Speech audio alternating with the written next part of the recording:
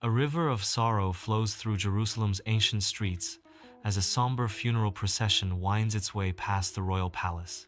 High above, Athaliah, cloaked in shadows, watches with a gaze that pierces through the city's grief. Her calculating eyes betray no hint of the sorrow felt below, concealing secrets within the black fabric. The air hangs heavy with incense and uncertainty, as Athaliah remains still, a silent observer of the unfolding events. In the heart of the royal palace, Athaliah stands amidst the shadows, her ambition casting a long, dark silhouette. She paces restlessly, the weight of her desires pressing down on her with each step. The shadows dance around her, mirroring the storm of ambition and doubt raging within her heart. She halts abruptly, her eyes hardening with a chilling resolve, a decision taking root in her soul. Her voice echoes in the silent chamber, filled with unwavering determination. I will not let my lineage be forgotten. The throne room seems to hold its breath, as Athaliah's declaration hangs in the air, promising a future forged in ambition. The royal nursery, once a haven of peace, is now invaded by Athaliah's soldiers, their weapons glinting ominously in the dim light. Following Queen Athaliah's orders, the soldiers unleash a brutal massacre upon the innocent royal children, their screams echoing through the nursery. Jehosheba, witnessing the horrific scene, is frozen, her eyes wide with terror. Driven by maternal instinct, Jehosheba snatches the infant Joash from his crib, shielding him desperately from the carnage. Jehosheba clutches Joash tightly to her chest, her eyes darting around, searching for an escape from the terror. The soldiers continue their gruesome work, their shadows dancing menacingly across the walls, painting a macabre tableau of death and despair. Within the dimly lit temple, Jehosheba seeks sanctuary from the violence. Guided by Jehoiada, she moves with purpose, her resolve unwavering amidst the looming danger.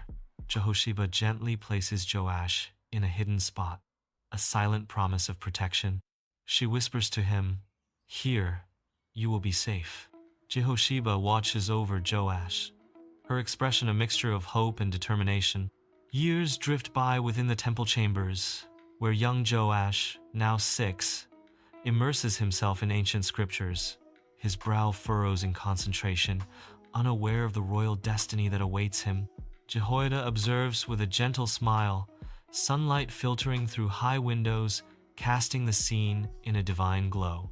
The air is thick with tranquility, disturbed only by the soft rustle of parchment and Jehoiada's hushed guidance. In the sacred hall of the temple, Jehoiada stands as a beacon of unwavering resolve, sunlight streaming upon the faces of the assembled priests and Levites. With bated breath, Jehoiada unveils his daring plan to crown young Joash, setting off a ripple of apprehension among those gathered. Uneasy glances are exchanged, the weight of Athaliah's iron rule casting a long shadow over their hearts. Jehoiada's gaze sweeps over the crowd, his voice resonates with unshakable determination. The time has come to restore Judah. In the temple courtyard, priests stand, preparing for what is to come. Levites move with purpose, securing their armor as tension rises. The courtyard buzzes with the sounds of final adjustments and hushed anticipation. A palpable sense of foreboding hangs heavy in the air, unseen yet felt by all. Jehoiada, bathed in divine light, presents Joash to the hushed assembly. A wave of disbelief washes over the crowd as they behold the young king. The initial shock transforms into a joyous roar as the people embrace their rightful ruler. Trumpets sound, announcing the new king.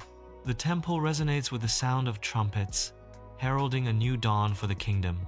Sunlight floods the temple, casting a divine glow upon Joash as he kneels in reverence. The high priest, with gentle hands, anoints Joash, marking him as the chosen king before all. A hush falls over the temple, broken only by the soft sound of oil and whispered prayers. Faces light up with renewed faith, hope blossoming in the hearts of the gathered crowd. The temple echoes with a resounding cry, "Long live the king!" Joash, now king, stands tall, a beacon of promise for his people. The temple stands bathed in sunlight, a silent witness to the unfolding drama.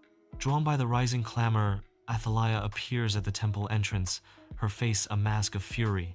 Her eyes blaze with indignation, scanning the scene before her. Athaliah's voice pierces the air, filled with rage as she shouts, "Treason! Treason!" The crowd reacts, their faces a mixture of shock and fear at Athaliah's accusation. Athaliah advances, her fury escalating as she confronts the perceived betrayal. In a furious surge, Athaliah lunges towards Joash, her eyes blazing with dark intent.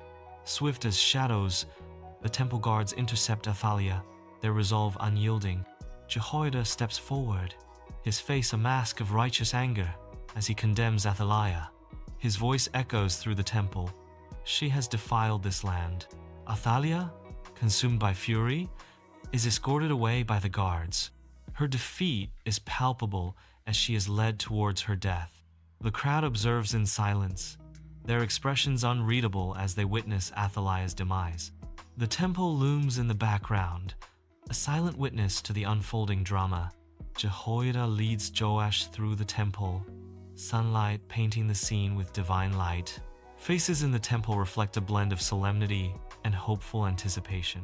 Jehoiada raises his hands, his voice echoing as he guides Joash in renewing the covenant.